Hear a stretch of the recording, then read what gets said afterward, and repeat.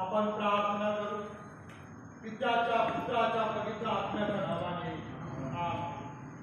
पवित्र पवित्र पवित्र सर्व समर्थ प्रभू परमेश्वर देव बाप्पा, तुझ्या पवित्र नावाला मान प्रेम गौरव सन्मान आम्ही तुला देत आहोत. खरोखर प्रभू देवा तू महान आणि जिवंत देव आहेस. तुझी दया, तुझी कृपा, तुझी करुणा प्रभू देवा तू रोज आणि रोज आम्हा पामराकरता नवी अशी करीतो. ज्या प्रीतीला प्रेमाला कधी खंड पडू देत नाही तुला मी बोलतो. परमेश्वरा, गेली आठवडाभर तू आम्हा सर्व सांभाळ केला. सर्व भयापासून, संकटापासून, रोगराईपासून प्रभू संरक्षण तू केलं. आणि पुन्हा एकदा आजचा शब्दात दिवस तू आमच्या आयुष्यात दाखवला. तुला मी धन्यवाद देतो. परमेश्वर देव बाप्पा, यावेळी या समय जी भक्ती, जी प्रार्थना प्रभुदेव आम्ही करत आहोत, ती सर्व तू आशीर्वादित कर. या भक्तीच्या द्वारे प्रभू देवा तुझा गौरव आम्हाला करून घे. जे भक्तगण प्रभू ऑनलाईनच्या माध्यमातून ही भक्ती पाहत आहेत, ऐकत आहेत, त्या सर्वांना आपल्या आशीर्वादाने शक्ती सामर्थ्य नव. हे प्रभू तारात्र भजनी मंडळ भजनांच्या माध्यमातून प्रभू तुझं स्तवन करत आहे, गौरव करत आहे. तू पर्याप्त येणे ही स्तवने तू स्वीकार आणि त्यांनी आपल्या आशीर्वादाने शक्ती सामर्थ्य नव. इथून पुढचा वेळ सर्व समय तुला स्वाधीन करतो. येशू ख्रिस्त आमचा प्रभू याच्या द्वारे मागतो म्हणून तू आहे. यावेळेस आपण परमेश्वराचा गौरव करता भजन ऐकणार आहोत.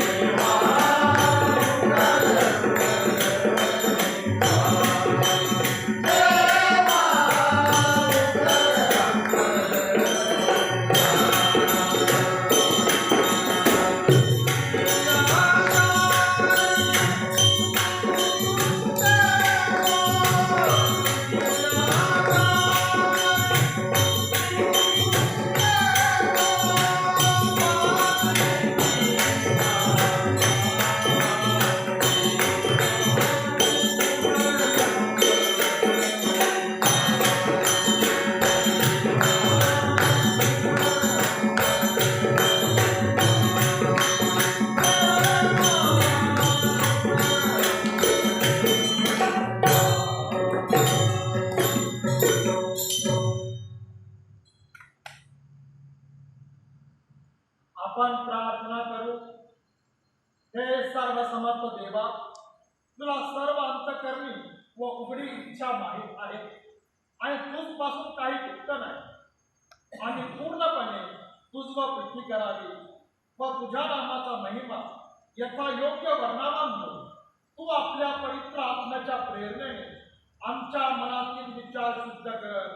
आमचा प्रवेश ख्रिस्त याच्या द्वारे. आमेन. आपला प्रवेश ख्रिस्त म्हणाला, हे इस्रायल आहे, आपला जे परमेश्वर हा अनन्य परमेश्वर आहे आणि तू आपला जे परमेश्वर याचवर संपूर्ण अंतःकरणाने, संपूर्ण जीवाने, संपूर्ण मनाने व संपूर्ण शक्तीने प्रीती कर. हीच पहिली व मोठी आज्ञा आहे. हिच्यासारखे दुसरी एक आहे की तू आपल्या शेजाऱ्यावर स्वतःसारखी प्रीती कर. याहून दुसरी कोणतीही आज्ञा मोठी नाही.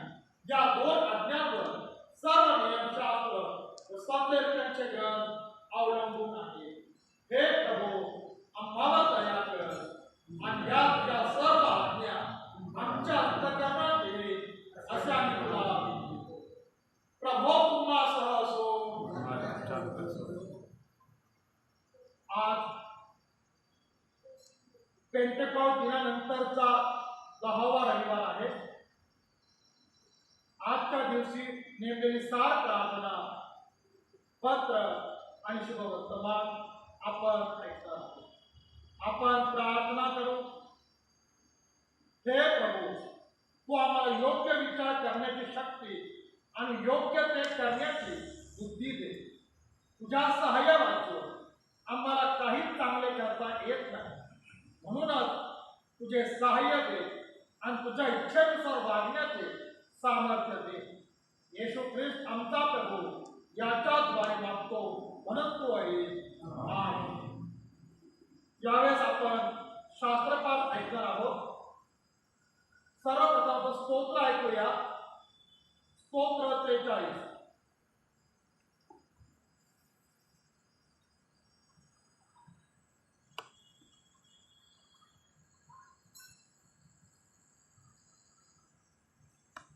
शास्त्र वागायचे स्तोत्र संहिता 43. देवा माझा न्याय करा, भक्तिहीन राष्ट्र राहील माझ्या पक्षाने लढ. भक्ती वापरतील मनुष्यापासून मला मुक्त कर, कारण हे देवा तू माझा बळकट दुर्ग आहेस. तू माझा का त्याग केला? येणाऱ्या जाचामुळे सुतक्यांच्या वेशाने मी का फिरावे? तू आपला प्रकाश व आपले सत्य प्रकट कर. तो मला मार्ग दाखव. तुझ्या पवित्र डोंगरावर तुझ्या निवासस्थानी मला पोचव, म्हणजे मी देवाच्या वेदीजवळ, देव जो माझा परमानंद त्याच्याजवळ जाईल. आणि हे देवा, माझ्या देवा, विनेवर मी तुझे गुणगान गाईन. हे माझ्या जीवा, तू का खिन्न झालास? तू आतल्या आत का तळमळत आहेस? देवाची आशा धर. तो माझा देव मला दर्शन देऊन माझा उद्धार करीतो, म्हणून मी पुनरपी त्याचे गुणगान गाईन. येथे शास्त्रभाग समाप्त होतो. आपण दुसरा शास्त्रभाग ऐकणार आहोत. इर्मया संदेष्टा त्याचा 22वा अध्याय 15 ते 19 पर्यंत वचने. इर्मया 22 15 ते 19 पर्यंत वचने. इर्मयाचा 22वा अध्याय आणि 15 ते काही वचन आपण ऐकू. तू गंधसरूची शेकी मिरवतोस म्हणून तू राजा ठरशील का? तेव्हा त्याचे तुझा बाप खातपीत व धर्मन्याय करीत नसे का? तेव्हा त्याचे बरे चालले होते. दीन दुबळ्याचा तो न्यायनिवडा करी, तेव्हा त्याचे बरे चालले होते. परमेश्वर म्हणतो, हेच मला जाणले नव्हे का? तरी पण केवळ निर्दोषांचा रक्तपात, जुलूम, बरी व अन्याय धनप्राप्ती याकडे तुझे डोळे व मन ही लागले आहे. याकरिता यहुद्याचा राजा योसिया याचा पुत्र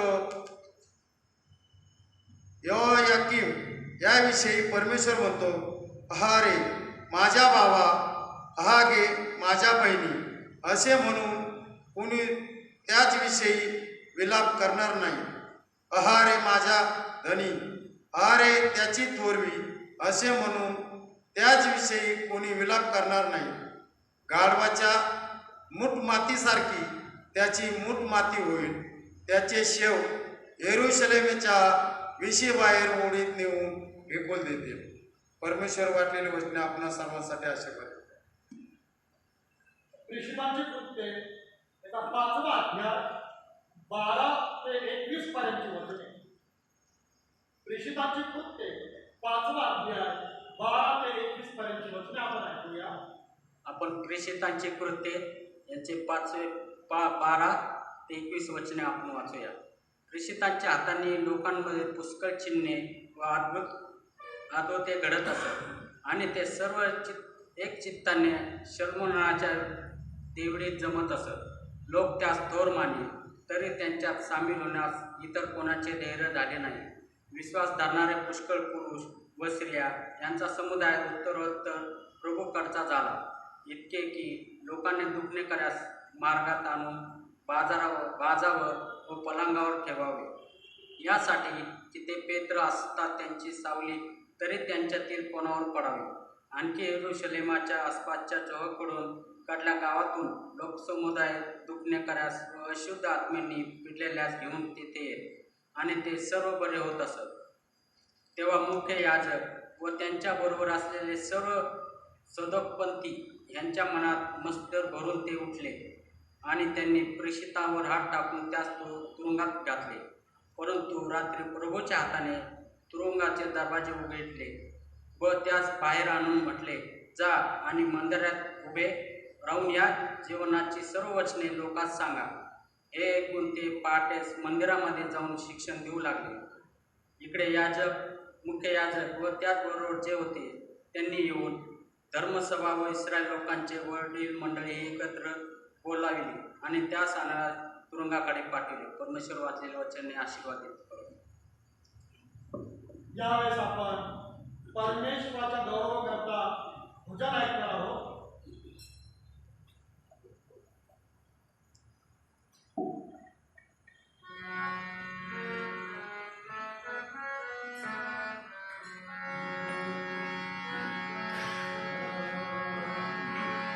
देवा तव मंदिरात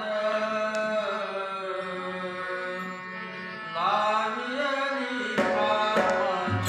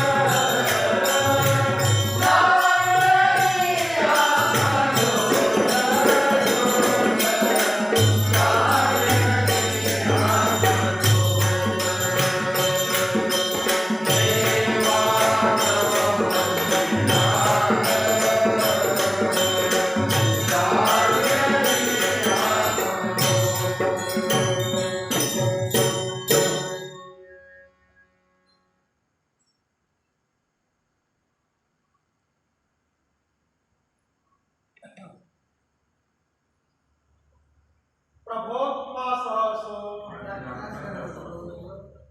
शुभवर्तमान संत योहानाने लिहिलेलं शुभवर्तमान त्याचा 17वा अध्याय आहे आणि त्याच्या पहिल्या वचनापासून पवित्र शुभवर्तमानास प्रारंभ होतो. ह्या गोष्टी बोलल्यावर येशूवर आकाशाकडे दृष्टी लावून म्हणाला, हे माझ्या बाप्पा, वेळ आली आहे. पुत्राचे तुझे गौरव करावे म्हणून तू आपल्या पुत्राचे गौरव कर. जे तू त्याला दिले आहे त्या सर्वांना त्याने सार्वकालिक जीवन द्यावे म्हणून तू मनुष्य मात्रावर त्याला अधिकार दिला आहे. सार्वकालिक जीवन हेच आहे की तू जो एकच खरा दे त्या तुला व ज्याला तू पाठविले त्या येशू ख्रिस्ताला त्यांनी ओळखावे. जे काम तू मला करावयास दिले ते पुरे करून मी पृथ्वीवर तुझे गौरव केले आहे. तर आता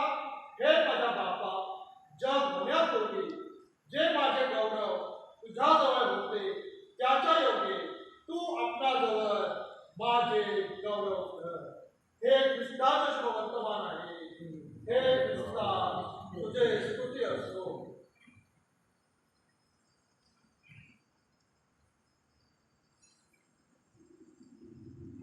सर्व समर्थ एकच देव जो पिता आकाश व पृथ्वी आणि सर्व दृश्य व अदृश्य वस्तू यांचा उत्पन्न करणारा त्या विषयाने विश्वास धरतो आणि एकच प्रभू येशू ख्रिस्त जो देवाचा एक पुत्र आहे पुत्र जो सर्व युगापूर्वी आपल्या पित्यापासून जनित झाला देवापासून देव प्रकाशापासून प्रकाश खऱ्या देवापासून खरा देव जो जनित आहे पुत्र नाही जो पित्याच्या तत्वाचा आहे ज्याच्याद्वारे अवघे झाले जो आम्हा मनुष्यासाठी व आमच्या तारणासाठी स्वर्गातून उतरला आणि पवित्र आत्म्याच्या योगाने कुमारी मरिया पासून देहधारी होऊन मनुष्य झाला आणि पंचायतीच्या वेळेस आम्हासाठी ज्याला खुशी दिली ज्याने दुःख भोगले व ज्याला पुरले जो शास्त्रलेखाप्रमाणे दुसऱ्या दिवशी पुन्हा उठला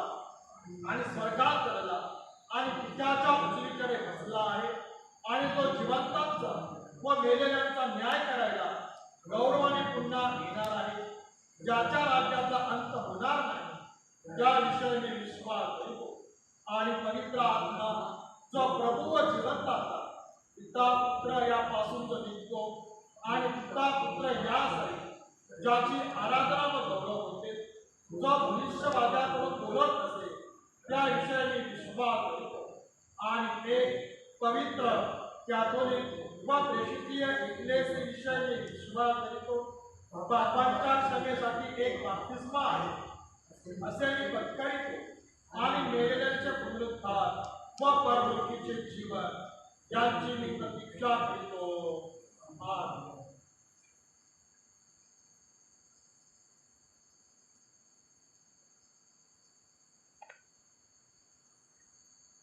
यावेळेस मंडळीसाठी काय सूचना आहे. मंडळीने आपले असेसमेंट चर्चचे खजिनदार सिसिल भक्त तसेच पास्टर कमिटी सदस्य श्री जेम्स पटेकर श्री लाजरस पवार यांच्याकडे आपण जमा करावी. अद्याप येतो चर्चेस बंद आहेत त्यामुळे आपण आपले दशांश उपकाराचे दार reverend Satish Torane district in charge यांच्याकडे आपण जमा करावे किंवा चर्चचे खजिनदार व पास्टर कमिटी सदस्य यांच्याकडे देखील आपण जमा करू शकता. याप्रमाणे आपल्या चर्चमध्ये आपण जनन्यायी प्रार्थना गृह हे प्रार्थनेसाठी चालू केलेलं आहे. दिवसभर चर्च बंद असतं परंतु ती प्रार्थनेची खोली सकाळी 9 ते सायंकाळी 7 वाजेपर्यंत आपल्या वैयक्तिक प्रार्थनेकरिता ती उघडी राहील. तरी जास्तीच्या सभासदांनी आपल्या वैयक्तिक प्रार्थनेकरिता तिथं येऊन आपण प्रार्थना करावी. तसेच आपल्या मंडळीमधून जे आजारी आहेत किंवा जे वयोवृद्ध आहेत अशांना प्रभू भोजन पाहिजे असेल तर त्यांनी प्रभू भोजनाकरिता व प्रार्थनेकरिता माझ्याशी संपर्क साधावा किंवा आपल्या चर्चचे सेक्रेटरी श्री प्रशांत प्रकारे यांच्याशी तुम्ही संपर्क साधला तर ते आपला निरोप ते मला देतील. आज यावेळेस मी तारकपूर भजनी मंडळ यांच्या मनापासून आभार मानतो की आजच्या या भक्तीमध्ये ते सहभागी झाले आणि भजनांच्या माध्यमातून परमेश्वराचा गौरव त्यांनी केलेला आहे. परमेश्वर देवा त्यांची भजनांची सेवा इथून पुढेही आशीर्वादित करो. त्याच्या कुटुंबावर आपल्या परमेश्वर आपण प्रकाश पाडो त्यांना सहाय्य करो. त्याचं कामकाज परमेश्वर देवा आशीर्वादित करो. त्याचप्रमाणे आजच्या या भक्तीचं ऑनलाईन प्रकाशन आपल्या चर्चचे सभासद कुमार लोंढे यांनी केलेलं आहे. कुमार लोंढे यांचे देखील मनापासून आभार मानतो.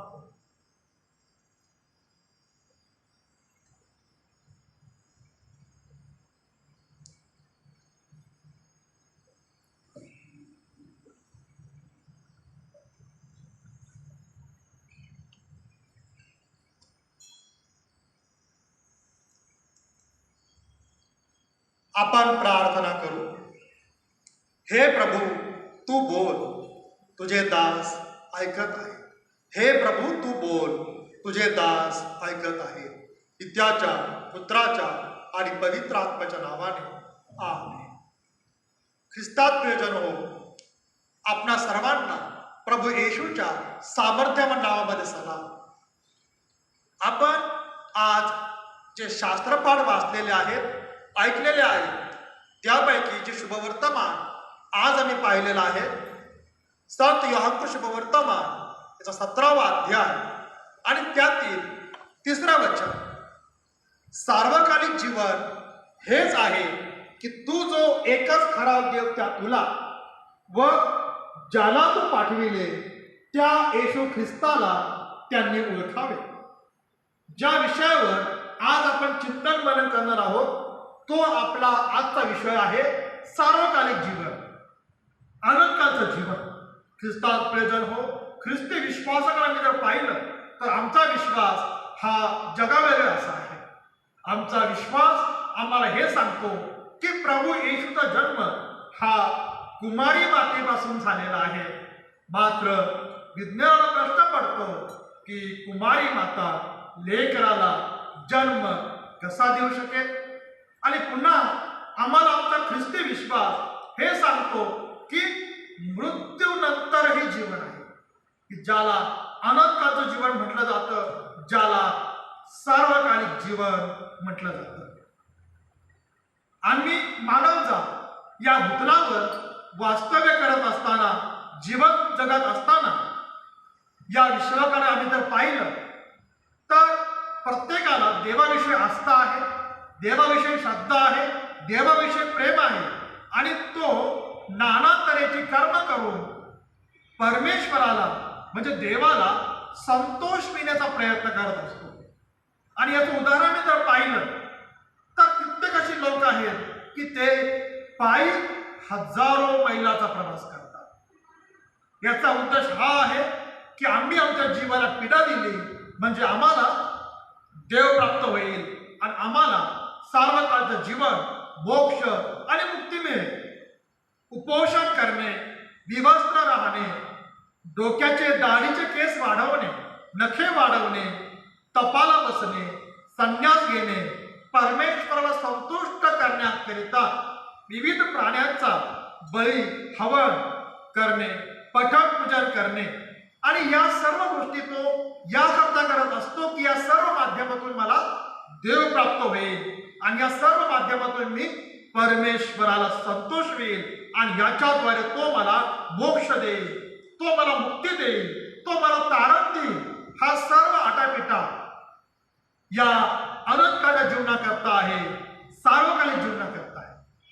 आम्ही जर ज्यावेळेस आम्ही शाळेमध्ये शिकत असताना आम्हाला इतिहासाच्या पुस्तकामध्ये आम्हाला हे शिकवलं गेलं किंवा आम्ही जर इयत्ता 3री 4थीची पुस्तकं जर पाहिली तर त्यामध्ये आम्हाला मिस्र देशाचा इतिहास पाहायला मिळतो, इजिप्त देशाचा आम्हाला इतिहास पाहायला मिळतो आणि त्या देशामध्ये एखादा राजा, महाराणी, सम्राट हे जर मृत्यू पावले तर त्यांचा मृतदेह हा विशिष्ट प्रकारचे मसाले लावून, सुगंधी द्रव्य लावून ते त्या पिरामिडमध्ये ठेवत.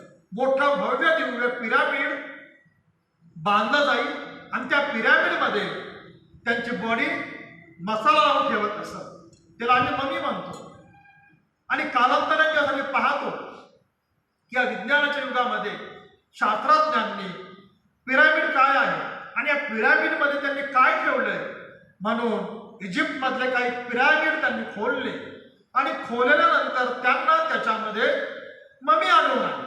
मग त्यांनी ओळखलं की ही जी ममी आहे हा जो मृतदेह आहे याला त्यांनी विशिष्ट प्रकारचे मसाले लावलेले आहेत, सुगंधी द्रव्य लावलेलं आहे आणि त्यांनी एका ताबूतमध्ये ते एकदम व्यवस्थित ठेवलेलं आहे. मग त्यांनी याच्यावर संशोधन केलं आणि त्यांना संशोधनामध्ये असं आढळून आलं की या लोकांचा असा विश्वास होता की मृत्यूनंतरही जीवन आहे आणि म्हणून ते पुढील जीवन प्रवासाकरिता त्यांनी पिरामिड तयार करून ठेवलेलं होतं आणि त्या पिरामिडमध्ये त्या राजा किंवा राणी यांच्या मृतदेहाबरोबरच जिवंत दास आणि दासी देखील ते त्या पिरामिडमध्ये त्यांनी कैद करून ठेवलेलं होतं. त्याचप्रमाणे धन, मोठ्या प्रमाणामध्ये सोनं नाणं आणि त्याचप्रमाणे धान्य, पाणी याचे मुद्रे देखील त्या पिरामिडमध्ये त्यांना मिळाले. आणि या सर्वाचा हेतू त्यांचा ठेवण्याचा हा होता की मृत्यूनंतरही जीवन आहे आणि त्या जीवनामध्ये त्यांना या सर्व गोष्टी उपलब्ध होतील.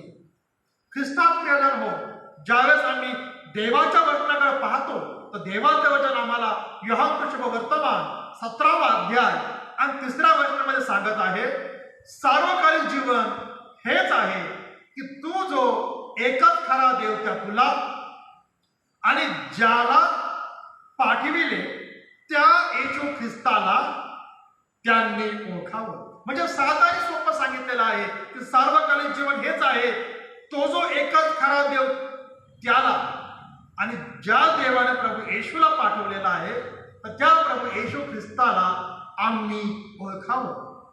देवाला ओळखावं. ओळखणं म्हणजे जाणणं, म्हणजे पडताळणं की देव कोण आहे, देव कसा आहे हे समजून घेणं. आणि म्हणून योहान शुभ वर्तमान 17वा अध्याय आणि 3ऱ्या वचनात काय सांगितलेलं आहे की त्यांनी येशू ख्रिस्ताला ओळखावं. येशू ख्रिस्ताला ओळखावं. आणि जर आम्ही प्रभू येशू ख्रिस्ताला ओळखलं तर आम्हाला अनंतकालचं जीवन, सार्वकालिक जीवन हे वतन मिळाल्याशिवाय राहणार नाही. ख्रिस्तात प्रियजन हो, आम्ही मानवचा या मृतावरचं जीवन जगात असताना, रोजची दिनचर्या करत असताना सार्वकालिक जीवनाकडे जाण्याचा जो मार्ग आहे तर आम्हाला प्रामुख्याने 2 मार्ग पाहावयास मिळतात.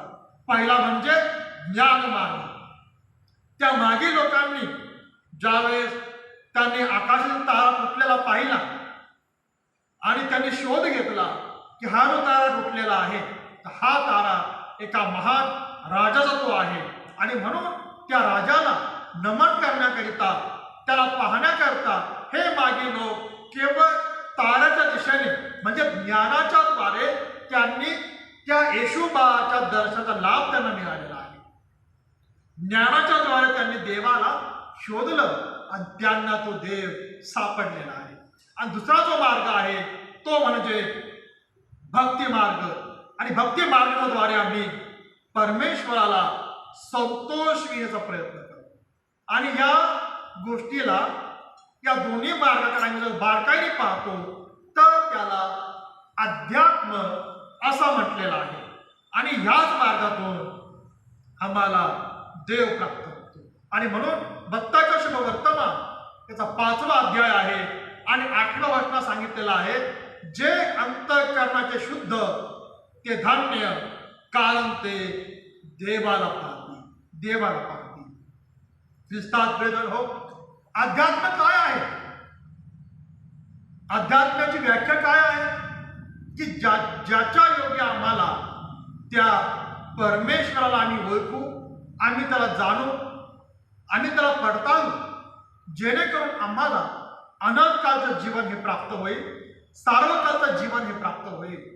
आम्ही जर अध्यात्माची व्याख्या जर पाहिली तर एका वर्तमानपत्रामध्ये अतिशय सुंदर अशी अध्यात्माची व्याख्या आलेली होती. आणि ती व्याख्या या प्रकारची होती की ज्यावेळेस आम्हाला फार भूक लागते, फार भूक आम्हाला लागलेली आहे आणि आम्हाला असं होतं की मी केव्हा घरी जाईल आणि कधी घरी जाऊन मी भोजन करीन आणि तृप्त होईल.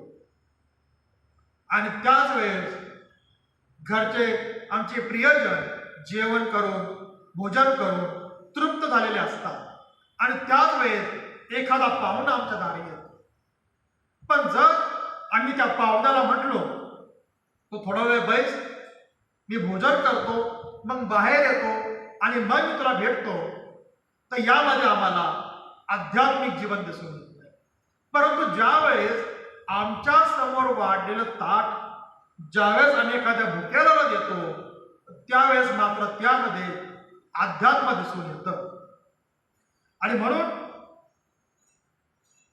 पवित्र शास्त्रामध्ये मत्ताईचं शुभवर्तमान 19वा अध्याय आणि 16 ते 22 ही वचनं जर पाहिली तर त्यामध्ये आम्हाला असं पाहायला मिळतं की एक श्रीमंत मनुष्य प्रभू येशू जवळ येतो आणि प्रभू येशूला तो म्हणतो, गुरुजी, मला सार्वकालिक जीवन हे वतन मिळावं म्हणून मी कोणतं चांगलं काम करू? मग प्रभू त्याला म्हणतो, तू चांगल्याविषयी का विचारतो? चांगला एकच आहे. तरी तू जीवनात प्रवेश करू पाहतो. तुला सार्वकालिक जीवन पाहिजे, तुला अनंतकाळचं जीवन पाहिजे, तू जीवनामध्ये प्रवेश करू पाहत आहेस, तर तू आज्ञा पाळ. आणि तो श्रीमंत तरुण पुन्हा प्रभू येशूला प्रश्न विचारतो की प्रभूजी, मी कोणत्या आज्ञा पाळू? आणि प्रभू येशूने त्याला सांगितलेलं आहे, खून करू नको, व्यभिचार करू नको, चोरी करू नको, खोटी साक्ष देऊ नको, आपल्या बापाचा व आईचा सन्मान कर, आणि जशी आपणावर तशी आपल्या शेजाऱ्यावर प्रीती कर. ख्रिस्तात प्रियजन हो, या आज्ञा प्रभू येशू त्या श्रीमंत तरुणाला सांगत आहे. ख्रिस्तात प्रियजन हो, या विश्वावर आम्ही जर पाहिलं किंवा आम्ही वर्तमानपत्राचं उघडलं तर त्यामध्ये देखील आम्हाला या गोष्टी पाहावयास मिळतात की अमुक ठिकाणी खून झालेला आहे, अमुक ठिकाणी व्यभिचार झालेला आहे, अमुक ठिकाणी चोरी घडलेली आहे, अमुक ठिकाणी आम्ही पाहत आहोत की आजच्या युगामध्ये तरुण मुलं आपल्या आई बापाचा स्वीकार करायला तयार नाहीये. त्यामुळे वृद्धाश्रमाची संख्या देखील ही मोठ्या प्रमाणामध्ये वाढत आहे. ही भयावह परिस्थिती ज्यावेळेस मागील युगामध्ये देखील होती, तीच परिस्थिती आम्हाला आजच्या युगामध्ये देखील पाहाव्यास मिळत आहे. आणि त्यावेळेस प्रभू येशूनं त्या श्रीमंत तरुणाला हे सांगितलं, तू आज्ञा पालन कर, तू आज्ञा पाळ. आणि तो तरुण प्रभू येशूला म्हणतो, मी हे सर्व पाळले आहे, माझ्या ठाई आणखी काय होणे आहे? ख्रिस्तात प्रियजन हो, आम्ही देखील या आज्ञा बालपणापासून ऐकत आलेलो आहोत, संडे स्कूल पासून आम्ही ऐकत आलेलो आहोत.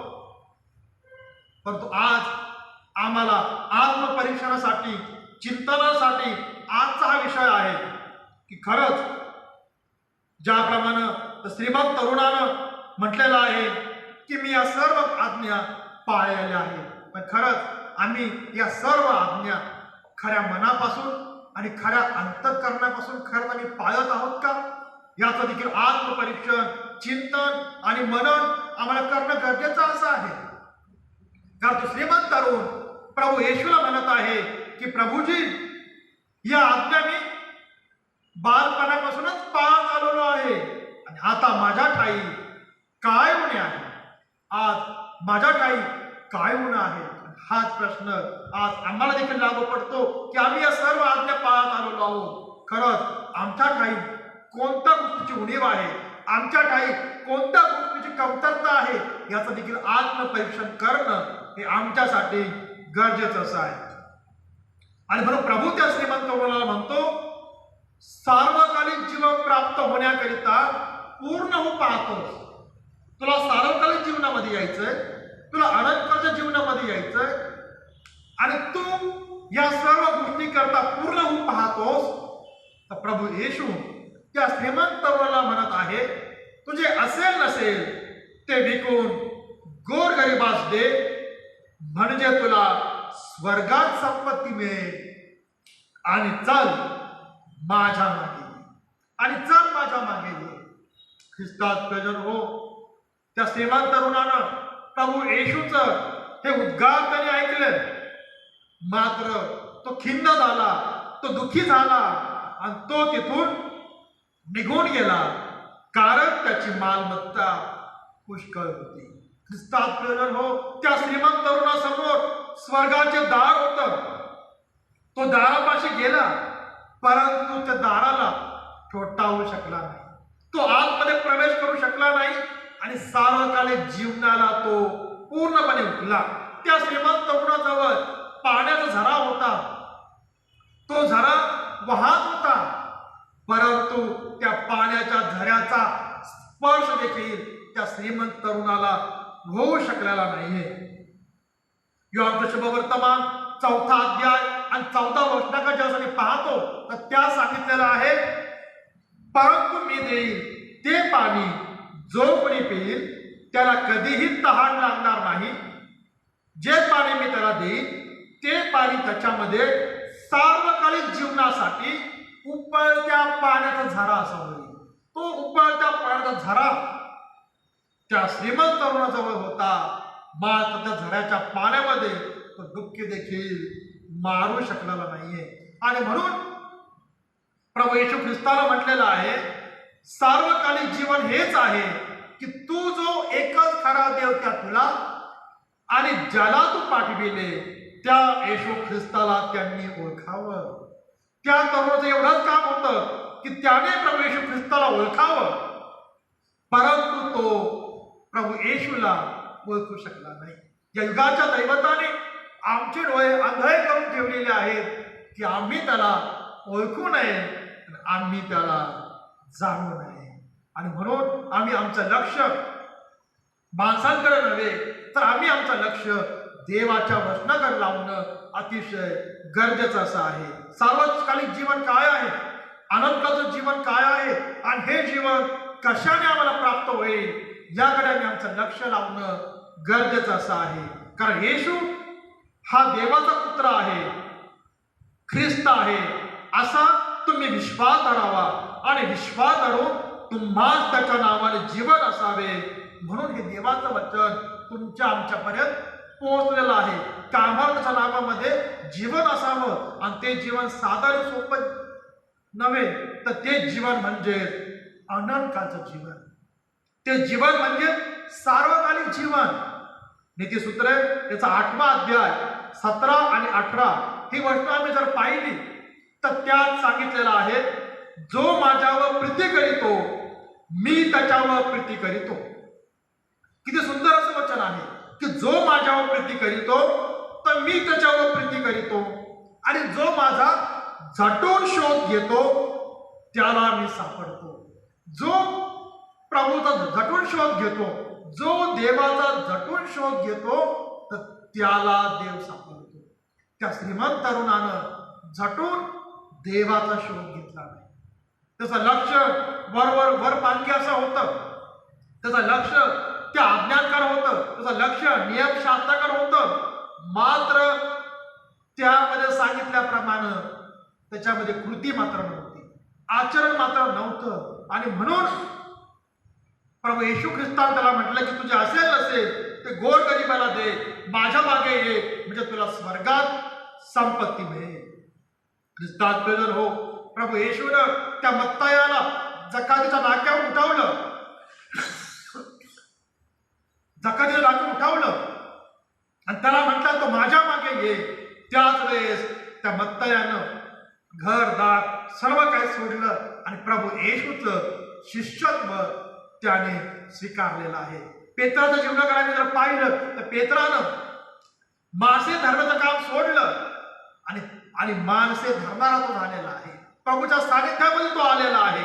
आणि म्हणून नीतिसूत्र 8 आणि 18 वचन सांगितलेलं आहे, धन, संपत्ती, सन्मान, न्यायपण हे परमेश्वराजवळ आहे.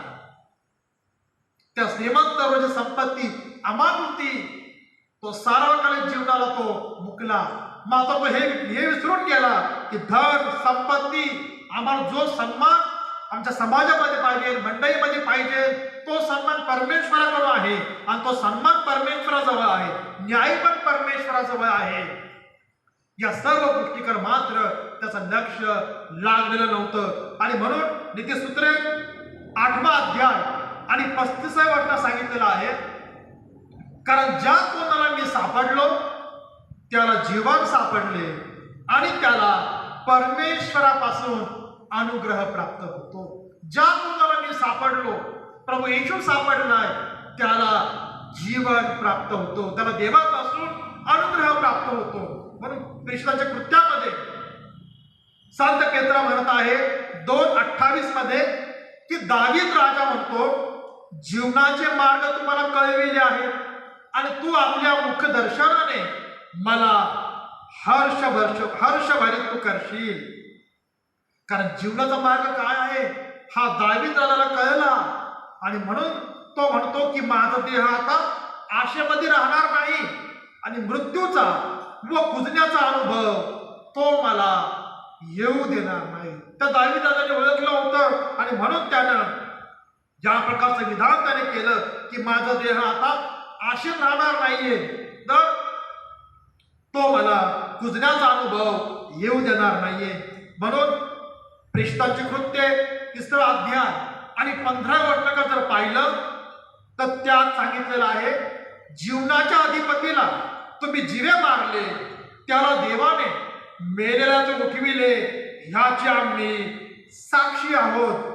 ही सुवार्ता ही साक्ष ज्यावेळेस प्रेषितांनी संपूर्ण यरूशलेममध्ये घरोघरी गावोगावी जाऊन त्यांनी सांगितली आणि या सुवार्ता प्रसारामुळे संत पेत्राला आणि प्रेषितांना तेथील यहुदी लोकांनी, मुख्य याजकांनी आणि सरदारांनी या प्रभू येशूच्या नामामुळे त्यांना अटक केली. आणि आजचा हा जो दिवस आहे, आजचा हा दिवस म्हणजे संत पेत्राची तुरुंगातून सुटका या सणाचा देखील आज दिवस आहे. आणि प्रेषितांची कृत्ये 5वा अध्याय आणि त्यातील काही वचनांनी 20 पर्यंतची वचनं जर पाहिली तर त्यामध्ये पूर्ण वृत्तांत दिलेला आहे की प्रभू येशूच्या नावाखातर संत पेत्राला आणि त्या प्रेषितांना अटक करण्यात आली. मात्र देवानं त्या जेलमध्ये, त्या खोलीमध्ये अद्भुत असा चमत्कार त्या ठिकाणी केला की प्रेषितांच्या हातातून साखळदंड गळून पडले. प्रभूचा दूत त्या जेलमध्ये प्रगट झाला आणि त्या दूतानं त्यांना सांगितलं, प्रेषितांची कृत्ये 5वा अध्याय आणि 20वं वचन, जा आणि मंदिरामध्ये उभे राहून या जीवनाची सर्व वचने लोकांस सांगा. जा आणि मंदिरामध्ये उभे राहून या जीवनाची सर्व वचने तुम्ही लोकांस सांगा. तेव्हा ते देवाचे गौरव करीत मंदिरामध्ये गेले आणि त्यांनी देवाचं वचन तिथील मंडळीला देवाचं वचन त्यांनी तेथील मंडळीला सांगितलेलं आहे आणि त्यांनी त्या ठिकाणी देवाचं गौरव त्यांनी केलेला आहे. म्हणून 2 करीन 7वा अध्याय आणि 10व्या वचनामध्ये जर पाहिलं तर त्या सांगितलेलं आहे की तेव्हा ते देवाचे गौरव करीत म्हणाले, तर मग देवाने राष्ट्राच्या लोकांनाही जीवनासाठी पश्चाताप दिला आहे. जे व्यक्ती पश्चाताप करेल त्यास जीवन प्राप्त होईल, पस्तावा होणार नाही आणि असा पश्चाताप तारण होण्यासाठी घडवते. जे व्यक्ती आणि ज्यांना सार्वकालिक जीवन पाहिजे आहे तर या सार्वकालिक जीवनाकरता एकच अट आहे आणि ती अट आहे पश्चातापाची. ती अट आहे पश्चातापाची.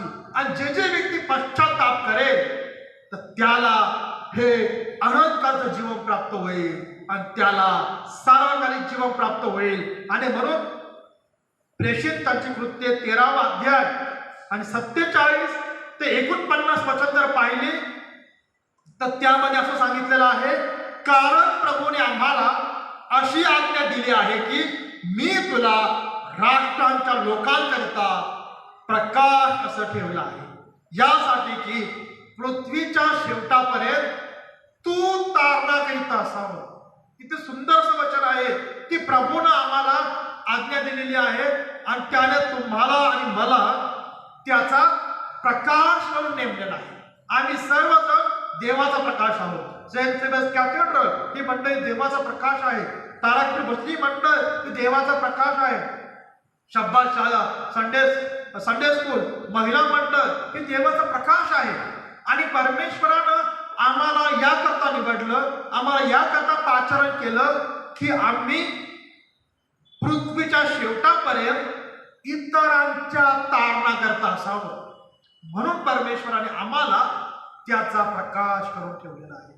ख्रिस्तात प्रियजन हो, आम्हाला आत्मपरीक्षण करायचं आहे, चिंतन मनन करायचं आहे. खरोखर त्या देवाने आम्हाला प्रकाश म्हणून नेमलेला आहे, त्या देवाने आम्हाला त्याचा प्रकाश बनवलेला आहे.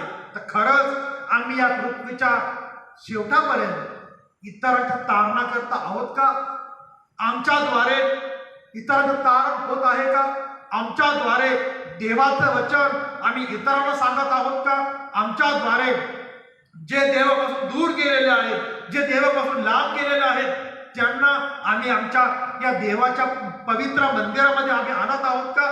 जे बहकलेले मेंढरं आहेत, अशांना आम्ही सुवार्ता सांगून त्याला जीवनाचं वचन काय आहे हे आम्ही सांगत आहोत का? याचं आत्मपरीक्षण, चिंतन, मनन करणं गरजेचं असं आहे. कारण त्यावेळेस आम्ही जर पाहिलं तर जितके सार्वकालिक जीवनासाठी नेमले होते तितक्यांनी विश्वास धरला. कारण यहुदी लोकांसाठी सुवार्थ वचन आले, त्यांनी ते नाकारले. तेव्हा पौल आणि बर्नबा म्हणतात, तुम्ही सार्वकालिक जीवनाला अयोग्य ठरवता म्हणून आम्ही राष्ट्रांच्या लोकांकडे वळतो. जे सार्वकालिक जीवन यहुदी लोकांकरता आलं होतं, त्या इस्रायल लोकांकरता आलेलं होतं, तर त्यांनी त्या सार्वकालिक जीवनाला अवमानलं, त्यांनी त्या सार्वकालिक जीवनाचा नकार केला. त्यावेळेस पौल आणि बर्नबा या परराष्ट्रीय लोकांकडे वळलं आणि ती सुवार्थ वचन त्यांनी तुमच्या आमच्यापर्यंत पोहोचवलं. परमेश्वराला आवडणारा नसेल तर आमच्या जीवनाला अर्थ राहत नाही. परंतु त्या परमेश्वराने आम्हाला दया केलेली आहे, त्या परमेश्वराने आम्हाला कृपा केलेली आहे, म्हणून आजही वेळ गेलेली नाहीये. आम्ही आमच्या मार्ग तपासू आणि त्या परमेश्वराकडे परत जाऊया. ख्रिस्तात प्रियजन हो, सार्वकालिक जीवन काय आहे, अनंताचं जीवन काय आहे, तर ह्याचं उत्तर आम्हाला जो शास्त्रपाठ आपण आपल्या भक्तीमध्ये वाचलेला आहे, यिर्मया त्याचा 22वा अध्याय 15 आणि 16 वचन अतिशय महत्वाची अशी आहे. त्यामध्ये सांगितलेलं आहे, तू गंधसरूची शेती मिरवितोस म्हणून तू राजा ठरशील काय? तुझा बाप खात पीत व धर्मन्याय करीत नसे काय? तेव्हा त्याचे बरे चालले होते. आणि वचन 16 मध्ये सांगितलेलं आहे, दीन दुबळ्यांचा तो न्याय निवाडा करेल तेव्हा त्याचे बरे चालले होते. आणि परमेश्वर म्हणतो, हे मला जाणणं नव्हे काय? परमेश्वर म्हणतो, हे मला ओळखणं नव्हे काय? सार्वकालिक जीवन हेच आहे की तो जो एकच खरा देव त्या तुला आणि ज्या प्रभू येशू ख्रिस्ताला पाठवलंय त्याला आम्ही ओळखावं. आणि त्याला ओळखणं ही साधी आणि सोपी अशी गोष्ट नाहीये. आणि म्हणून ज्यावेळेस आम्ही दीन दुबळे अनाथ विधवा पोरके आशाची ज्यावेळेस आम्ही दाद घेऊ तर खऱ्या अर्थानं आम्ही प्रभू येशू ख्रिस्ताला ओळखल्याशिवाय आणि जाणल्याशिवाय राहणार नाही. आणि म्हणून ज्यावेळेस शाऊलाला प्रभूनं दर्शन दिलं दुपारच्या प्रसंगी, त्यानं घोड्यावरून तो चाललेला असा होता, दिमिश्कच्या वाटेवर तो घोड्यावरून खाली पडतो आणि तो मोठा प्रकाश पाहतो. त्या प्रभूची वाणी तो ऐकतो की शौला शौला तो माझा छळ का करतो? ज्याचा छळ करतो तो मी येशू नासरतकर आहे. तो नासरतकर येशू आम्हामध्ये आहे. आम्ही वैयक्तिकरित्या त्याचे अवयव आहोत आणि तो या मंडळीचा मस्तक असा आहे. ज्यावेळेस आम्ही या अवयवांची म्हणजे दीन दुबळ्या अनाथ विधवांची दाद घेऊ तर खऱ्या अर्थानं त्या प्रभू येशू ख्रिस्ताला ओळखल्याशिवाय आणि जाणल्याशिवाय आम्ही राहणार नाही. आणि म्हणून मत्तय 19 अध्याय आणि 22 मध्ये आम्ही पाहतो, तो श्रीमंत तरुण तेथून निघून गेला. तर प्रभू येशू ख्रिस्त हा गोरगरिबांमध्ये होता. प्रभू येशू ख्रिस्त अनाथ आजारांमध्ये तो होता.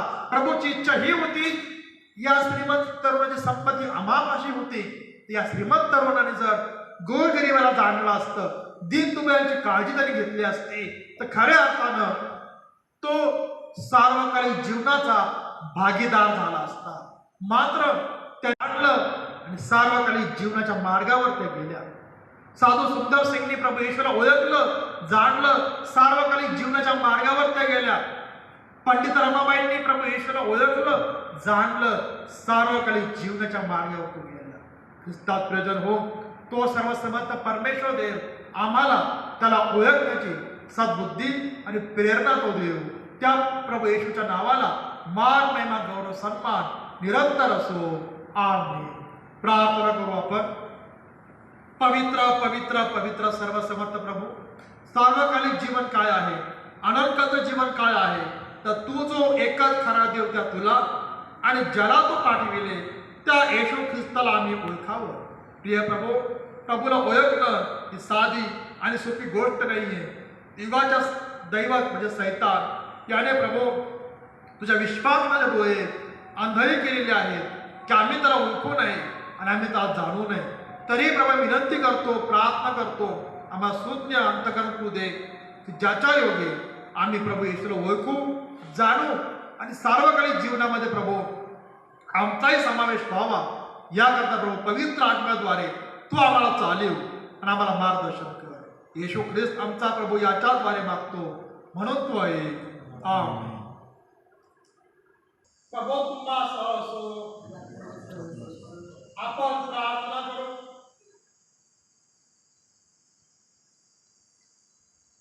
हे सर्व समर्थ व सदैव जिवंत ईश्वरा, आम्ही सर्व मानवांसाठी प्रार्थना विनंती उपकार करावी असे तू आम्हाला आपल्या पवित्र प्रेषिताकडून शिकविले आहे. तुझं दैवी प्रतापशाली ईश्वरा, आम्ही नम्रतेने विनंतो की तू परमतेने आमच्या प्रार्थना मान्य कर व सार्वत्रिक एकलेसीय सर्व सत्य ऐक्य व एकमत यांच्या आत्म्याने प्रेरित कर. जे तुझे पवित्र नाम पत्करतात त्या सर्वांनी तुझ्या पवित्र व्यक्तीच्या सत्याचा विषयी एकमताचे असो, एकीने व दैवी प्रेमाने राहावे असे तू कर. हे स्वर्गीय बापा, सर्व बिशप प्रीस्ट अधिकारी यांनी विषय करून तुझे सेवक आमचे मॉडरेटर व आमचे bishop right reverend Sharad Gaikwad यांनी आपल्या आचरणाने व तत्वनिष्ठेने तुझे खरे व जिवंत वचन प्रकट करावे म्हणून तू त्यास अनुग्रह दे. तुझ्या एकलेसीची उभारणी व शिववर्तमानाचा प्रसार करावा म्हणून ज्या तुझ्या सेवकास निरनिराळे कामे करण्याचे प्राचरण केले आहे त्यांना आशीर्वाद दे आणि सर्व जग तुझ्या सत्याच्या ज्ञानाने भरले जावे असे तू कर. तुझ्या सर्व लोकांनी आणि विशेष करून जे भक्त जमले आहेत आणि जे भक्तगण ऑनलाईनच्या माध्यमातून प्रभुदेवा ही भक्ती पाहत आहेत, उपासना करीत आहेत, त्यांनी नम्र होऊन योग्य अंतकरणाने व योग्य भक्तिभावाने तुझे पवित्र वचन ऐकून स्वीकारावे आणि तुझी सेवा खरेपणाने, पवित्रपणे व धार्मिकतेने आयुष्यभर करावी आणि तू त्यांना आपला अनुग्रह दे. आम्ही तुला विनंती करतो, सर्व राष्ट्रांना नीतिमत्तेच्या व शांततेच्या मार्गाने चालव आणि त्यांचे राज्य करते, विशेष करून आमचे राष्ट्रपती, पंतप्रधान, राज्यपाल, त्याच्या अधिकारी आता सर्व अधिकारी यांनी तुझ्या लोकांस न्यायाने व शांततेने वागवावे तू त्यास मार्गदर्शन कर. प्रिय प्रभू, आम्ही तुला विनंती करतो, तुझ्या स्वर्गीय आशीर्वादाने टंचाई व दुष्काळ यापासूनचा बचाव कर. त्या दैनंदिन कृपेने आशीर्वादाने भरपूर असा पाऊस दे, चौकडी सुकाळ तू कर आणि भूमीचे उत्पन्न हंगामानुसार कृतज्ञ अंतकरणाने आम्ही भोगावे असे तू कर. प्रिय प्रभू, कोल्हापूरसाठी मी प्रार्थना करतो आणि त्याचप्रमाणे प्रभू भारत देशामध्ये ज्याच्या ठिकाणी महापूर आलेला आहे त्या महापुरामध्ये मोठ्या प्रमाणामध्ये प्रभुदेवा नुकसान झालेलं आहे, अनेक लोक बेघर झालेले आहेत. अशा सर्वांकरता प्रार्थना करतो प्रभू, ही परिस्थिती तू आटोक्यात आण, त्या लोकांचं संरक्षण कर, सांभाळ कर आणि जी सरकारी यंत्रणा, जे समाजसेवक प्रभुदेवाच्या ठिकाणी कार्य करत आहे त्याच्या प्रयत्नाला यश दे आणि त्यांचं कार्य प्रभुदेवा तुझ्या नामात तू आशीर्वादित कर. आणि प्रार्थना करतो प्रभू, तारकपूर भजनी मंडळ याच्याकरिता या भजनी मंडळावर आपली कृपादृष्टी कर. सर्व प्रभुदेवा कृपेचा हात तू ठेव, त्याच्या कुटुंबावर आपला आशीर्वाद तू पाठव. प्रिय प्रभू, भजनाच्या माध्यमातून जे तुझं गुणगान गात आहेत, जी तुझी सेवा खेड्यापाड्यातून मंडळीमधून घरोघरी प्रभुदेवा जाऊन करत आहे, त्यांची सेवा आतापर्यंत तू आशीर्वादित केलीस. येथून पुढे प्रभुदेवा त्यांच्याद्वारे तुझं गौरव, सेवा, स्तुती, भजनांद्वारे तू आशीर्वादित कर. त्यांना उत्तम आरोग्य दे, आशीर्वाद दे, दीर्घायुष्य प्रभुदेवा त्यांना तू दे आणि भजनांच्या माध्यमातून जे काही जो गौरव करत आहे त्यांची सर्व सेवा प्रभुदेवा परम उत्तम तू स्वीकार अशी आग्रहाची विनंती आम्ही करत आहोत. बाबा परमेश्वरा, आम्ही महिला मंडळासाठी प्रार्थना करतो. प्रभू, महिला मंडळ कृपा उत्तम आशीर्वाद आरोग्य शक्ती सामर्थ्य व त्यांची सेवा देखील करा उत्तमामध्ये स्वीकार पुढे संध्या स्कूल संघासाठी पण प्रार्थना करतो सर्व शिक्षिका सर्व लहान लेकरं प्रभू त्या सर्वांनी कृपा त्याचा हात ठेव त्या लेकरांची वाट त्या ज्ञानात आणि भयात प्रभू आमच्या पाचवट कमिटी सभासदांची कृपादृष्टी कर कृपेचा हात ठेव त्या पवित्र मंदिराचा कार्य करत असताना प्रभू पवित्र अंतर्गत सहाय्य आणि मार्गदर्शन तू कर प्रभू आम्ही प्रार्थना करत आहोत या मंडळी तुमचे आजारी आहेत अशाने प्रभू देव तू स्पर्श कर तुझ्या त्यांना आरोग्य प्रदान कर त्यांनी पूर्ववत बरे होऊन तुझा गौरव करावं असा आशीर्वाद त्यांना होऊ दे प्रभू आम्ही प्रार्थना करत आहोत की आज त्यांचा वाढदिवस आहे आणि विशेष करून प्रकाश जे दलाया यांच्या कृपादृष्टी कर जन्म दिवसापासून आतापर्यंत प्रभू त्यांना सांभाळलं दीर्घ आयुष्य दिलंस उत्तम आशीर्वाद त्यांना दिला उपकार मानतो इथून पुढे जगभर राहा दीर्घ आयुष्य दे आणि त्यांच्या जीवनाद्वारे प्रभू देवा तुझं गौरव करून आणि आमच्या अहमदनगर शहरासाठी जिल्ह्याकरता प्रार्थना करतो प्रभू देवा जे कोरोनाग्रस्त आहेत जे दवाखान्यात आजारी आहेत प्रभू त्यांना स्पर्श कर जे डॉक्टर लोक आहेत अशा लोकांची सेवा कर त्यांची सेवा प्रभू आशीर्वादित कर आणि ही सेवा करत असताना प्रभू निर्गुण बरे होते लवकरात लवकर दयेने कुठल्याने आशीर्वादाने प्रभू देवा ही परिस्थिती आटोक्यात व्हावी आणि पुन्हा एक वार तुझ्या पवित्र मंदिर तुझ्या भक्तगणांच्या प्रार्थनेकरता खुले व्हावे याकरता प्रभू आम्ही प्रार्थना करत आहोत हे प्रभू आमची प्रार्थना तू आहे आपण सर्वजण मिळून यावे प्रभूने शिकवलेली प्रार्थना म्हणूया या आमच्या स्वर्गातील बाप्पा तुझे नाव पवित्र मानले जावं तुझे राज्य येईल जसे स्वर्गात तसे पृथ्वीवर येईल तुझ्या इच्छेप्रमाणे हो आमची रोजची भाकर आज आम्हास दे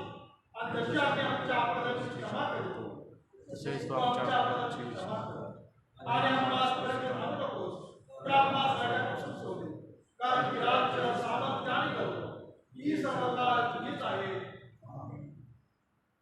सर्व बुद्धी सामर्थ्याच्या पलीकडे असलेली देवाने दिलेली शांती तुमच्या अंतःकरणे व मने देवाच्या त्याचा पुत्र आमचा प्रभू येशू ख्रिस्त याच्या ज्ञानात प्रीती राखो सर्व समर्थ देव पिता पुत्र आणि पवित्र आत्मा याचा आशीर्वाद आणि शांती आपल्या सर्वांबरोबर देवाच्या सर्व लेकरा समजेल आता इथून पुढे राहो आमेन